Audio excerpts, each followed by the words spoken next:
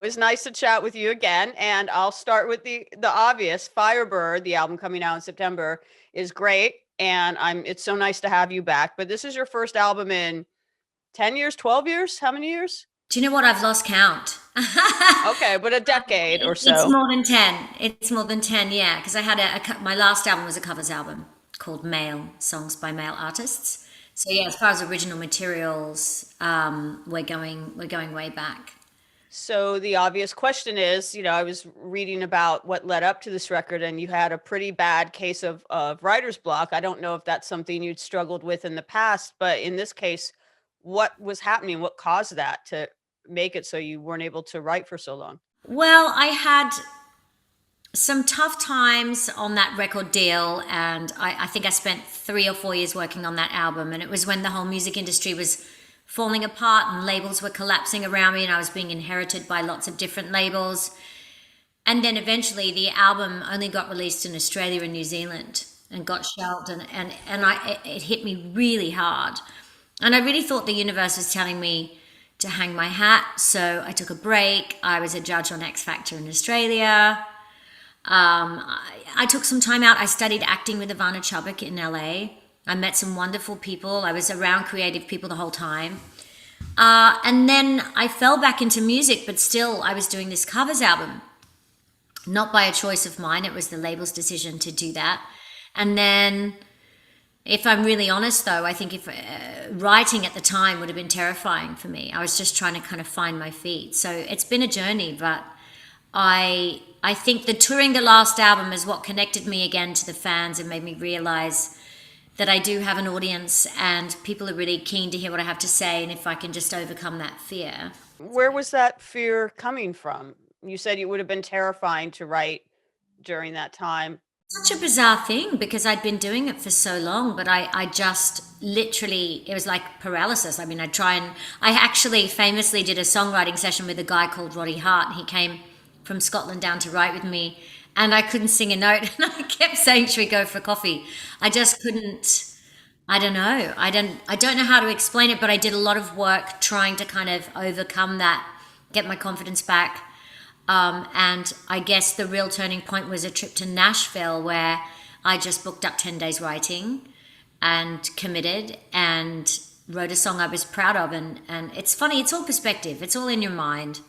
And so if you can get that back on track, then, and you feel capable and you believe in yourself again, then it just flowed.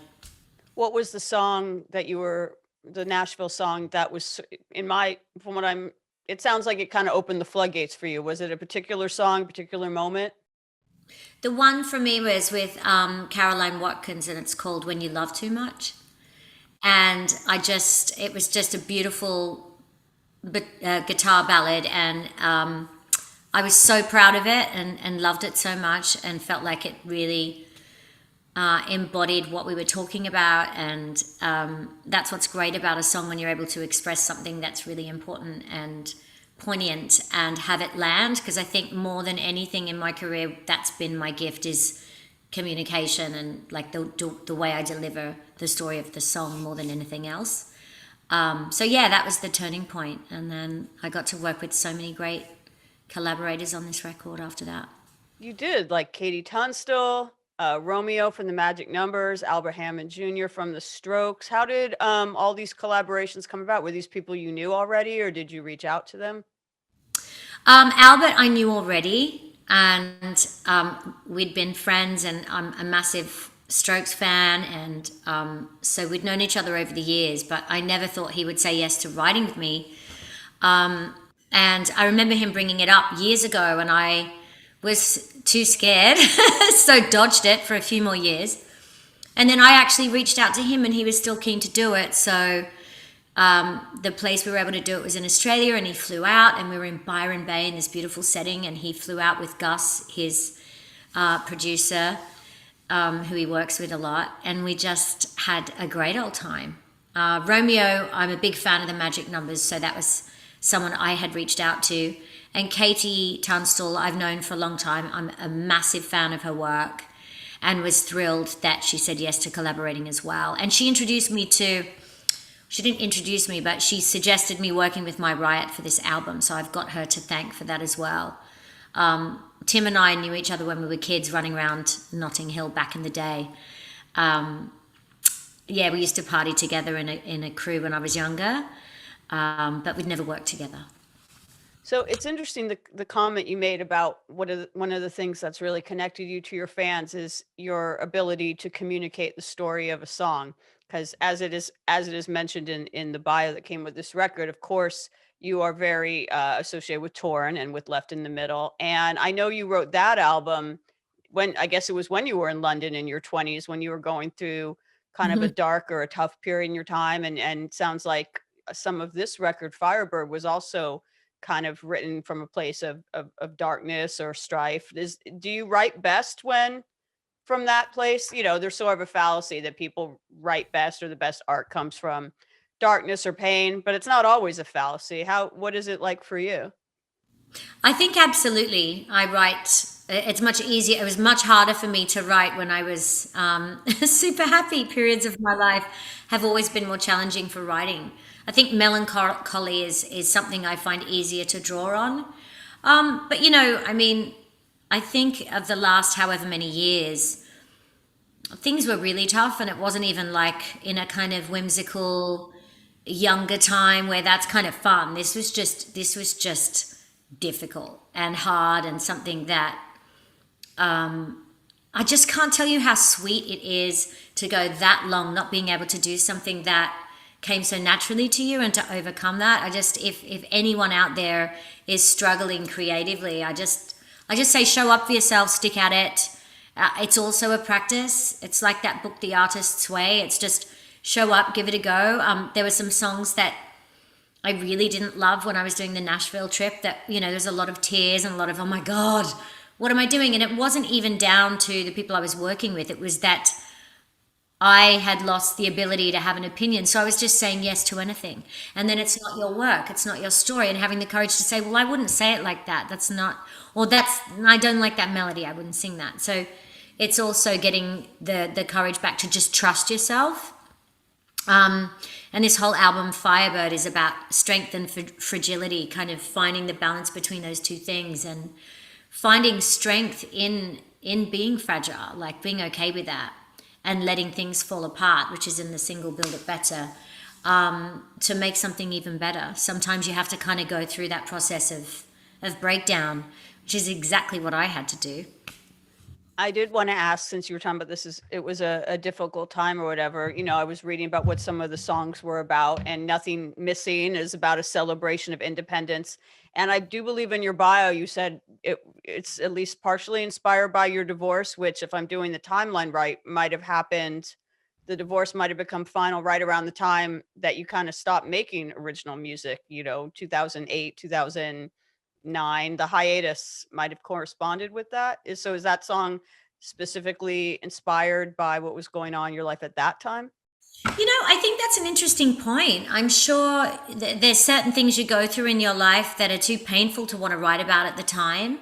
So it wouldn't surprise me if there was a correlation between those two things. I did do some writing, but I think, you know, any kind of heartbreak is difficult, even if it's an amicable separation. I think these things can take years to process and come to terms with.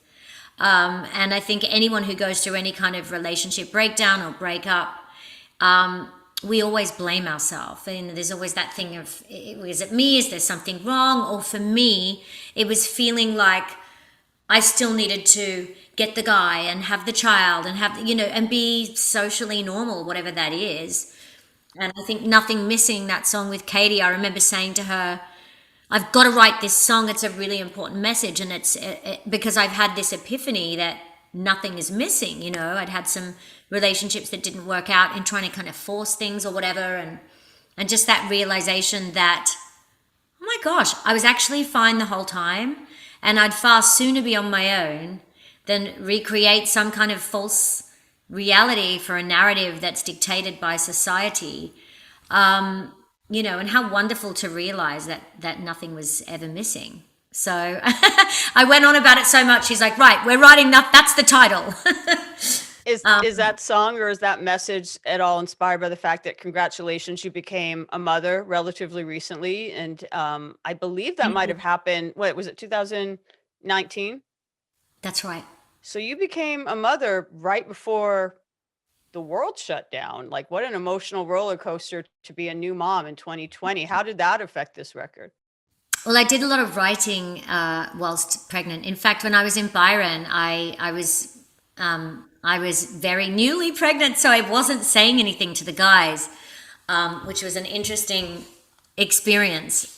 We were having a laugh about that because obviously they had no idea, but I found it very inspiring, and it was nice to write whilst I was pregnant, and then to record while I was pregnant. And it's an amazing. I think it's given me a sense of peace, and it's made everything that I do. I feel like a lot of the creative juices really started to flow as well after that. I think that without me knowing it, that yearning and that want for that particular thing in my life was affecting everything. And it's one of those things, it's like you try not to think about something, but for any woman out there who has that same yearning to be a parent, it's not the easiest thing to just let go of or switch off. And my heart goes out to any women out there listening to this who are still on that journey, still wanting that, still on the other side of that, because I remember time and time again being that person where another friend got pregnant, or and you're like, oh. So it's just it's an intense, it can be very intense, that yearning, I think. Obviously you've been in this business for a long time. Even before Left in the Middle, you were an actress, and you've been in the public eye a lot. Was there, pardon me if this is invasive or whatever, but were you deferring motherhood because of this whole fallacy about having it all or whatever? Like, were you struggling with the thing of the career balance and the motherhood to wait till now to become a I parent? think that's a good question. No, I think for me, it's something I wanted to do young. It's just at that period of time of my life when things in my relationship weren't in a place where you would do that, and then my marriage broke down. So, I mean, me and my ex-husband were touring. We weren't having enough. Like, it was just an impossible situation for a relationship, let alone starting a family. And then, of course, you're trying to overcome that. You're trying to process a divorce. It's not really the headspace to like have a child. So that takes years. And then you're finally ready to date. I couldn't get arrested in my 30s. I don't know about you, but I found my 30s for dating was just impossible. And I don't know if that's because it was like something written on my forehead, I want a child, but it just seemed to repel men. And then, so by the time it kind of settled back in, it was just, I found myself at that time of my life. So we don't plan these things. I don't want to put the messaging out there that the path that I've chosen is, instead of being in a relationship and having a family traditionally, this is about, no one should ever feel like whichever way how their life ends up and the choices that they make is not okay. So that's the messaging that is important to me, because I wanted lots of other things, but I took control of where I was at in my life, and we do have that whole biological thing, so that puts another pressure on women. If you can't get a date, there's no hope for any of us, Natalie. I mean, come on. That's I mean, I don't find it hard to believe because we all struggle, but I do kind of find it hard to believe that you had trouble dating at any age. But my God. I don't know. I think maybe sometimes strong women do struggle. So was there an epiphany, and did it coincide also with the creative spark you got back to decide in around 2019 to pursue motherhood? I guess what people might call unconventionally, or it seems like these two are connected. The fact that you had your writer's block unblocked, you became a mom, which you've been wanting to do for so long. Like, it seemed like everything kind of came together at the same time. I had started the writing process, but when I had that success with IVF, it's like there was a pressure lifted. So I continued to write, and then obviously took a break when I had the baby, but went into recording when he was so young. And I was meant to come into London, and I remember talking to the producers about wanting to have time with my son, and they'd talked about coming to the countryside, and then lockdown hit. And I'm talking to you right now from the barn that the whole album was recorded in this barn. Basically, we were on Zoom and the guys were telling me what to buy on Amazon Prime, how to plug the equipment in. I'm so not techie, and I'm like, what? How do you what? So I had amps and all kinds of things here, and they told me the best microphone to buy, and so everything was recorded into Logic onto a laptop in my house. Tim would send the session back to himself. And there was another piece of software so that whilst we were recording, he was able to control the sound and the volume and everything from London. I mean, it was just great. So it was kind of like being in a vocal booth in the same room. It just happened to be 2 hours away. What an extreme nesting situation, because there were lots of people that made what would be called like lockdown albums or pandemic albums or whatever, like Taylor Swift's 2 albums or whatever. So you were recording at home. And then I know a couple other people who became parents, right? Like I know someone who adopted a child in February 2020. Okay. So like you don't, I mean, a weird question, but in a way, I guess the pandemic, while of course not a nice thing for the world, was it nice to have that kind of isolation when you were going through these two things in your life, recording, making music, becoming a mom, to have that, a lot of people have told me that when the world kind of stopped, it really helped them kind of focus on what's important and things like that. It slowed things down and it simplified. It was great that I could nip next door and have a hug with my baby. I'd just say to the guys, I'm going to go have a little cuddle with my son. And I'd like nip out and do that, come back in. But I feel guilty saying this, but I'm a bit of an isolate. So really, before lockdown, I could spend days not seeing people and kind of, being quite isolated.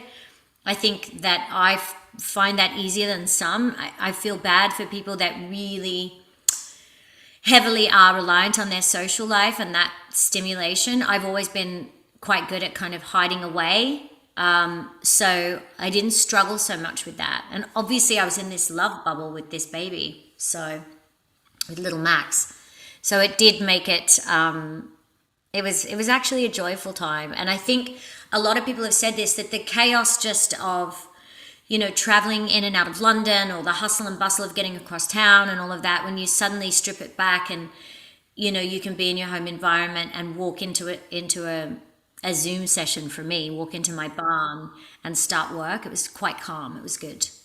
So Okay. now that, obviously we're by no means on the other side of the pandemic, unfortunately, but now that things are starting to change, and now that you have an album coming out, possible tour dates, I don't know if you're thinking about that yet, but now that you're doing press again, you've been kind of, you've had a long break between records, you've had a lot of time at home. Is it scary to be putting yourself back out there in more ways than one, with the new music, doing press, being in the public eye again? Is it an adjustment? No, it should be scarier than it feels because there's a lot riding on it. But honestly, the happiness you get to overcome something like writer's block, the confidence I feel and the belief I have in these songs and in this work, I'm so proud of it.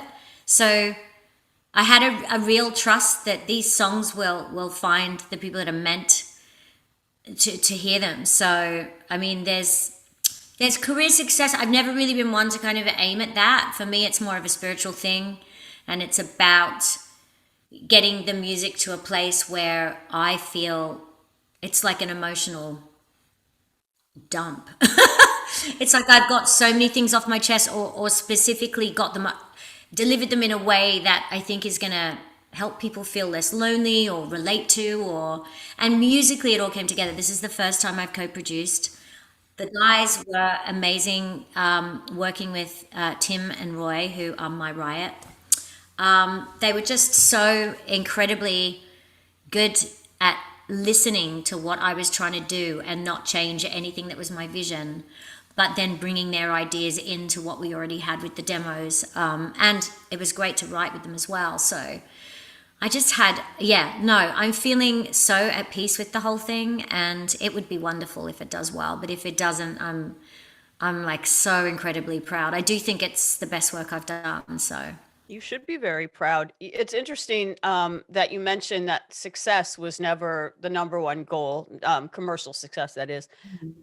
How did it sit with you? I guess, God, it was 97 when Left of the Middle and Torn in particular was like such a huge hit out of the gate, massive in so many countries. And it felt like it wasn't actually overnight, but it seemed like overnight at the time. Like, did that screw with your head a bit at all? Like, how huge it was overnight? I think it was unusual on a first song for that to happen. So although I was a stage school kid and I'd been working towards this my whole life, and I'd 2 years on a soap before that. I wasn't that old at that point. I was in my early 20s.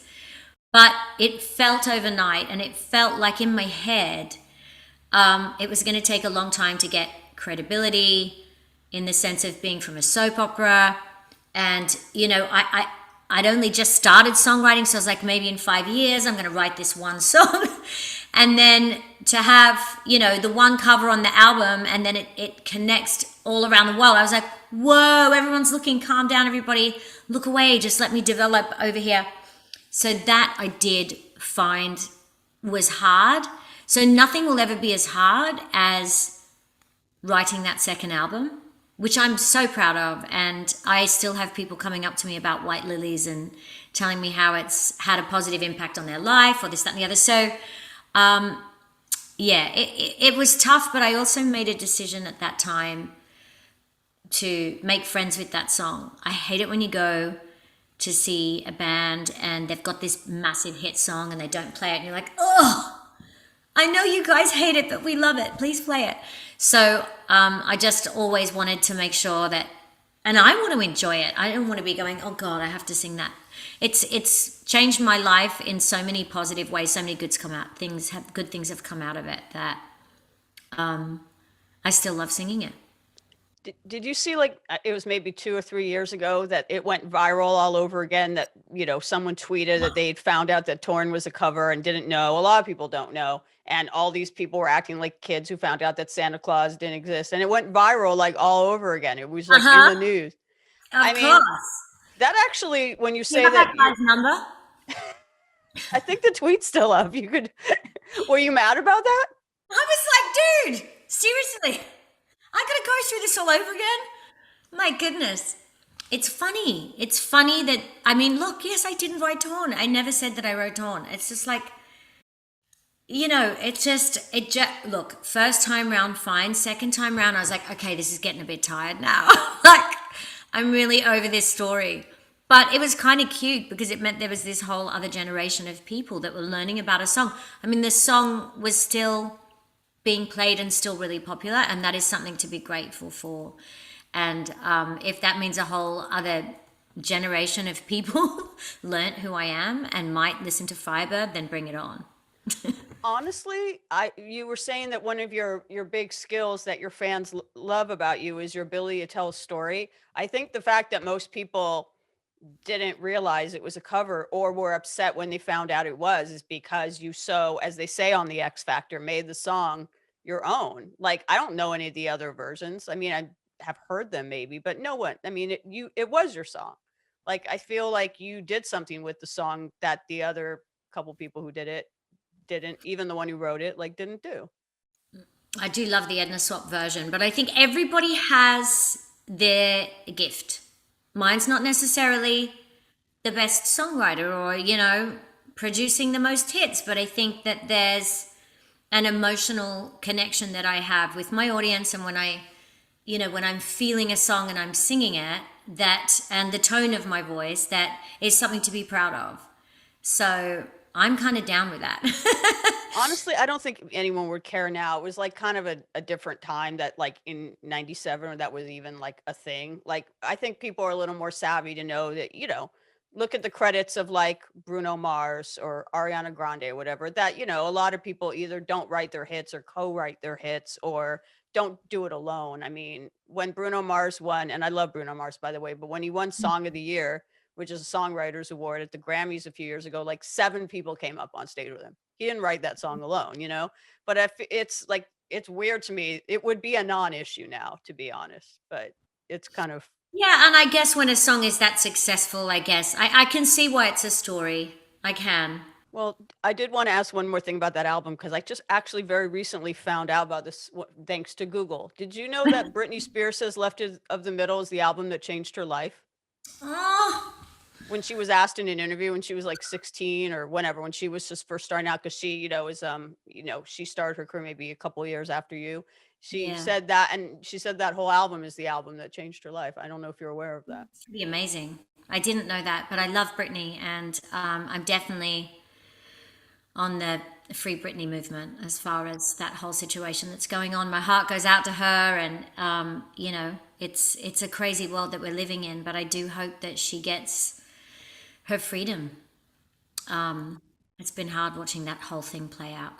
I imagine you guys, didn't run in the same circles in the 90s or anything I did like meet her. I met her at a Japanese restaurant in LA. I think it's called Koi. I met her, and we had a really lovely exchange. And she was friends with a video director I was having dinner with, and he introduced us, and I was starstruck. She's great. She's amazing. What a talent, and she's achieved so much and worked so hard.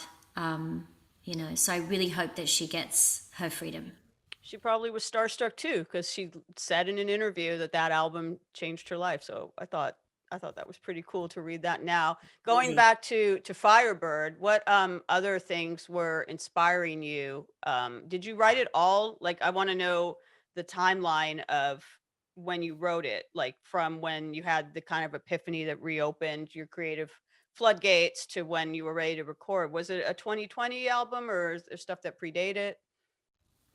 There's actually one song there from '08, which I wrote with Bell Saint, and we wrote that in LA. So there were periods of writing that happened, and then I would stop. I think that was a period of writing before Mail was released. I'm not very good with dates and timelines, but it was definitely before Mail. But majority of the songs were written from I think 2017, 18, 19, over that period of time. I don't work very fast. It takes me a long time. But I think, like I said, the bulk of it happened after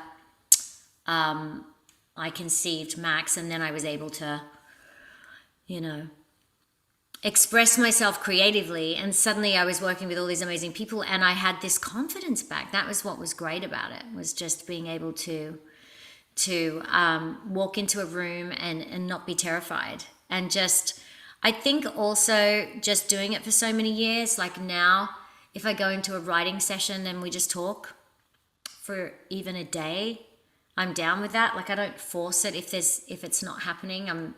The best songs have come when I've taken the time to just be present with the person I'm writing with, and really get into each other's head. Then the song comes really quick. So now that you've kind of gotten your mojo back or your groove back or whatever, do you feel like, I mean, I guess it's cart before the horse because Firebird isn't even out yet, but do you feel you're kind of on a roll where you'll be releasing music at a steadier pace now? I hope to. I've been talking about that a lot. The focus at the moment is this is coming out in September. I really want to tour it. I would love to go as many places as I'm able to. We don't know what that's going to look like. We're all kind of on tenterhooks about this whole pandemic. So we can only do what's safe to do. And if that's the case and there are any kind of delays or anything like that, you can bet your life I'll be I'll be writing. There's 14 songs on this album, which is long. I mean, I'm a bit old school in that I like an album to have an arc, and I'm like, 11, 12, that's it. I was talking to Daniel, actually, my ex-husband, about that, and he's like, don't go past 12. And I was like, yeah, I know, but there's so many. I ended up with 14 tracks on this album and 5 or so left over, which I'm excited about. So there's definitely I'm definitely still in a really good creative place, and as soon as things slow down a little bit, I'm going to be doing some more writing. But yeah, we're hopeful to do a tour kind of early part of next year if we can. So, So Daniel, you guys are obviously still friendly.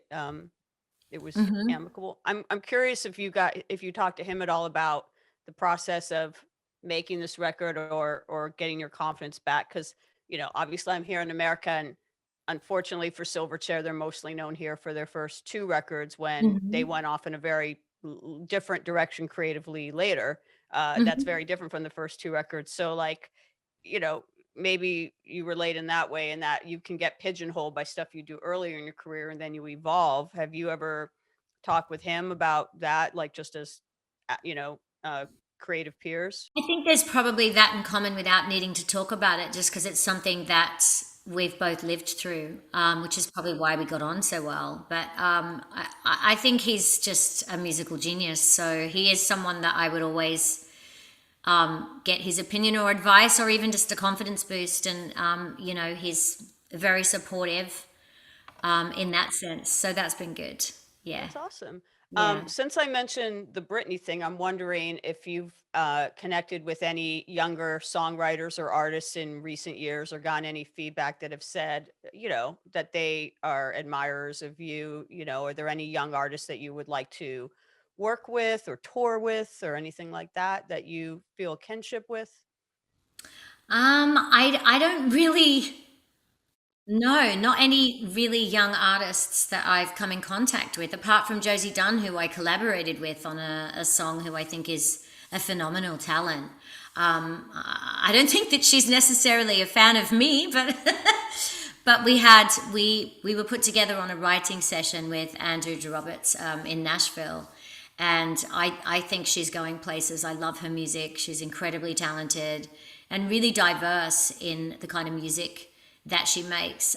The song I wrote with her and Andrew's called Invisible Things, and it's one of my favorites on the album. So she's definitely one to check out.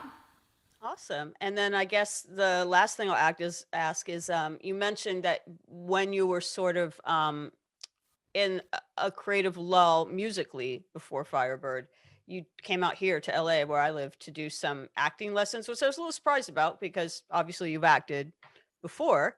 Yeah. But is that something you're pursuing at the moment? I think the reason I needed to do that was because I did a soap opera and then I went straight into music. But I came to the UK with the intention of doing acting. And so it felt like something that I'd never really just had the chance to hone that craft. I'd never done any formal training, and so it kind of bothered me. And of course, coinciding with what was going on with music, it was the perfect opportunity.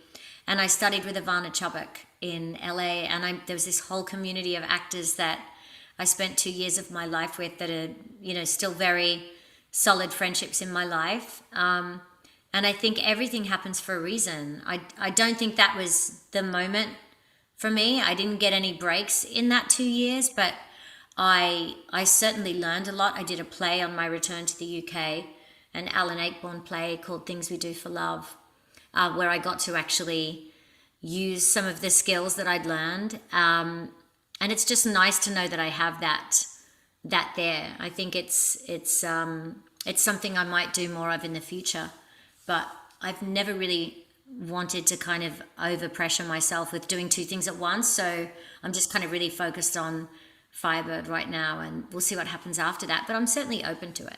Would you ever do a biopic? Like, I'm wondering, I just saw Jennifer Hudson in Aretha, obviously Rocket Man and Bohemian Rhapsody, of course, were so huge. Like, I'm wondering what famous Oh my God, you who would I marry do? it together. Karen Carpenter, that's who I imitated when I was a little girl. That would be amazing. Yeah.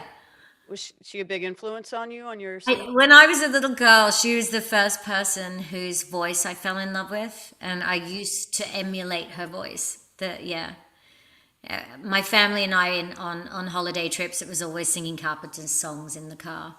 Carpenters. My dad was into the Carpenters, Mum was in the Papas and the Beatles. So Do you play drums? I don't. I just No. wondered. You'd have to learn that. Or get That's good it. at miming it to do the Karen Carpenter Exactly. biopic. But otherwise, I think that'd be an amazing casting. The last thing I'll ask related to the acting lessons though is that affect either your storytelling in terms of how you sing, how you interpret lyrics, or your lyric writing. Well, if I think about the themes that are on Firebird, I think one of the things that Ivana teaches and the method that she has is, about not feeling sorry for the character that you're playing. And I guess you can apply that to life. I mean, in everything that we studied, you're kind of using any kind of real life relationship with a parent or primary person in your life, and using that to empower yourself. And I suppose that's the same as a lot of the themes running on this album, which is about don't feel sorry for me, and the road less traveled is a beautiful thing. So, and also just about it's okay when things aren't perfect, and allowing, like, there can be that kind of try and put on a happy face and sit on top of things and like everything's fine, and it's okay for things to not be fine. And I think that that's becoming a much more acceptable way to live, thank God, right? So yeah, I would say it's definitely helped for sure. Is that your cat there? Yes, she approves this message. She came over Oh. just when you started talking about that. Yeah, it's a great message though for cats and for humans. It's a great message. It's a great album. Congratulations. I can tell how excited and proud you are of it, and you should be. And I know your fans are excited to hear new music from you. So thank you for talking with me about it. And I'm so Thank you excited for so you. much. I'm excited. Thank I've you heard the whole for album. I'm excited for everybody to hear it. It's great. Oh, really? That's Yeah. good. Yeah. I'm glad you got to hear the whole thing. That's Yeah, it's good. great. You should be very proud. Thank you.